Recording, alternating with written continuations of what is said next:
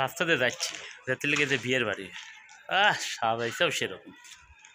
হ্যাঁ, বিয়ে বাড়ির যে সামনে দিয়ে যাইতে লাগলেও তো লজ্জা লাগে। কিছু কিছু এলাকা আছে বুঝছেন, মানে পাশের এলাকাতেই হলেও দাওয়াত কেউ দেয় না। এখন এই যে সামনে দিয়ে যাচ্ছি, যাইতে তো বিয়ের বাড়ি দেখে যে মনে তো হয় না। এখন দাওয়াত না দিলে আর কী করা যাবে? কুত্তাও চলে আসছে, কুত্তাও দাওয়াত পাইছে। আফসোস, বিয়ের বাড়ির সামনে দিয়ে যাই, কিন্তু পাশের এলাকা হইলাম তো কী হলো, একটু দাওয়াত টাওয়াত দিলে কি এমন ক্ষতি হয়? দাওয়াত দিলে তো ইজ্জতটা আমারও বাঁচে, তাই না? ইজ্জত বলে কথা।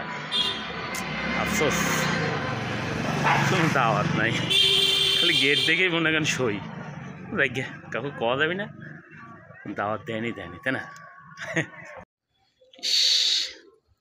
না জানি কত কি খাওয়ার আয়োজন করছে, পোলাও, মাংস, কালিয়া কোপ্তা, মাছ, রোস্ট, মানে কি কব, মানে জিভে পানি এসে যাচ্ছে।